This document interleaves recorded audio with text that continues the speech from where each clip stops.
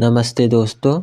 आज UP board कक्षा 10 के गृह विज्ञान विषय का प्री बोर्ड एग्जाम के पेपर को हम हल करेंगे। पहला प्रश्न है, पारिवारिक बजट बनाने का उद्देश्य है। ऑप्शन ए है बजट, व्यय पर नियंत्रण। ऑप्शन सी है आय की जानकारी, इनमें से सभी। तो ऑप्शन आपका डी सही हो जाएगा, इनमें से सही। पारिवारिक बजट बनाने से व्यय पर नियंत्रण होता है, बचत होता है, आय की जानकारी मिलती है। अगला प्रश्न आपका है, घर की सफाई करके कूड़ा, तो कूड़ा जो है कूड़ेदान में रखना चाहिए। तो ऑप्शन आपका सी सही हो जाएगा, ऑप्शन सी आपका सही है। अगला प्रश्न है, एक कुर्सी का मूल्य 350 रुपया है तो 15 कुर्सी का मूल्य। तो आप 350 गुणे 15 करेंगे तो आपका उत्तर आएगा ऑप्शन सी 5250। आपका उत्तर हो जाएगा 5250, ऑप्शन सी आपका सही हो जाएगा।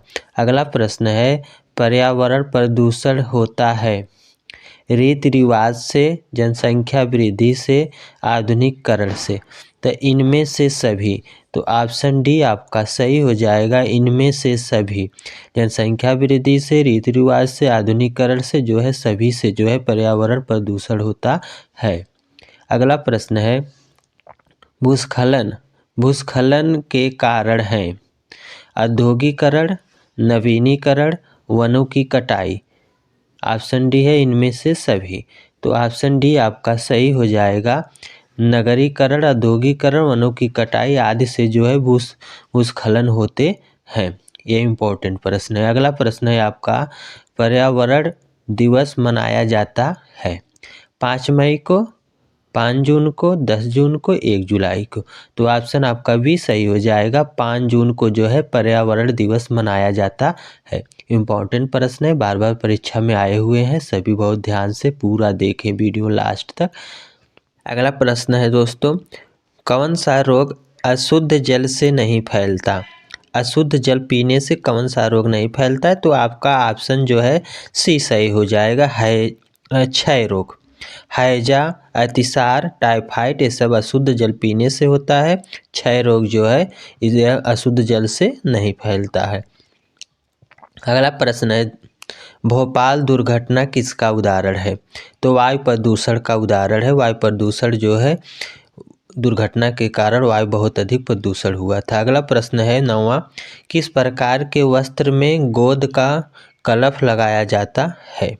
तो कृत्रिम वस्त्र, रेशमी, ऊनी, सूती। तो ऑप्शन आपका भी सही हो जाएगा, रेशमी वस्त्र में जो है गोंद का कलफ लगाया जाता है। तो ऑप्शन सी आपका बी आपका राइट है, रेशमी। अगला प्रश्न है, नील का प्रयोग किया जाता है रंगीन वस्त्र में, सफ़ेद सूती वस्त्र में, ऊनी वस्त्र में, उपरोक्त किसी में नहीं। तो ऑप्शन आपका भी सही हो जाएगा, सफ़ेद सूती वस्त्र में जो है नील का प्रयोग किया जाता है। बहुत इंपॉर्टेंट प्रश्न है, परीक्षा में पूछे गए हैं सभी प्रश्न, ध्यान से पढ़ लीजिए। अगला प्रश्न है आपका, अतिसार के रोगों का कैसा आहार देना चाहिए। तो ऑप्शन ए है उच्च प्रोटीन युक्त, नरम और तरल, उच्च फाइबर रेशा युक्त, उपरोक्त में से कोई नहीं। तो आपका ऑप्शन भी सही हो जाएगा, नरम और तरल पदार्थ को देना कहे, सॉफ्ट एवं लिक्विड जो है भोजन उनको देना चाहिए, नरम और तरल पदार्थ। ऑप्शन भी सही हो जाएगा। अगला प्रश्न है, परोसने के लिए का प्रयोग करना चाहिए। तो परोसने वाले चम्मच का जो है प्रयोग करना चाहिए। ऑप्शन डी आपका सही हो जाएगा। अगला प्रश्न है, रसोई घर के फर्श की सफाई करना चाहिए प्रतिदिन, प्रति सप्ताह, प्रति माह, उपरोक्त में से कोई नहीं। तो ऑप्शन आपका ए सही हो जाएगा, प्रतिदिन जो है रसोई घर का फर्श की सफाई करनी चाहिए। ऑप्शन ए आपका सही है। बहुत इंपॉर्टेंट प्रश्न है, सभी देखिए आप ध्यान से। अगला प्रश्न है, रोगी के लिए आहार व्यवस्था का उद्देश्य क्या है। संतुलित आहार देना, आवश्यकता अनुसार ऊर्जा देना, पोषण की कमी दूर करना। तो उपरोक्त सभी जो है सही हो जाएगा, ऑप्शन डी आपका राइट हो जाएगा। अगला प्रश्न है, भोजन पकाने में किसका प्रयोग हानिकारक है। तो ऑप्शन आपका बी सही हो जाएगा। सोडा का प्रयोग नहीं करना चाहिए। पानी, नमक और चीनी का प्रयोग कर सकते हैं भोजन पका के समय, लेकिन सोडा का प्रयोग नहीं करना चाहिए। अगला प्रश्न है, मानव कंकाल में कितनी अस्थियां होती हैं? तो 206। ऑप्शन डी आपका सही हो जाएगा। ऑप्शन डी आपका सही हो जाएगा, 206। एक अगला प्रश्न है, एक सामान्य व्यक्ति का तापक्रम होता है? तो ऑप्शन आपका डी सही हो जाएगा, 98.4 फ़ारेनहाइट। ऑप्शन डी आपका सही हो जाएगा। एक सामान्य व्यक्ति का तापक्रम 98.4 फ़ारेनहाइट होना चाहिए।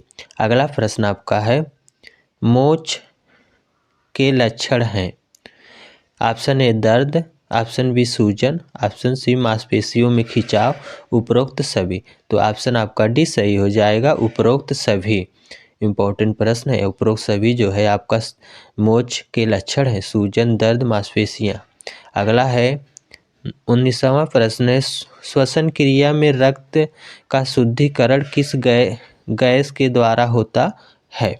नाइट्रोजन द्वारा, कार्बन डाइऑक्साइड व ऑक्सीजन द्वारा, हाइड्रोजन द्वारा। तो ऑप्शन सी आपका सही हो जाएगा, ऑक्सीजन द्वारा जो है रक्त का शुद्धिकरण किया जाता है। ऑप्शन सी आपका राइट हो जाएगा। अगला प्रश्न है, हंसली का अस्थि भंग होने पर बांधेंगे? तो ऑप्शन सी आपका सही हो जाएगा, सेंट जॉन्स झोल। सेंट जॉन झोल वीडियो कैसा लगा कमेंट करें। जय हिंद दोस्तों।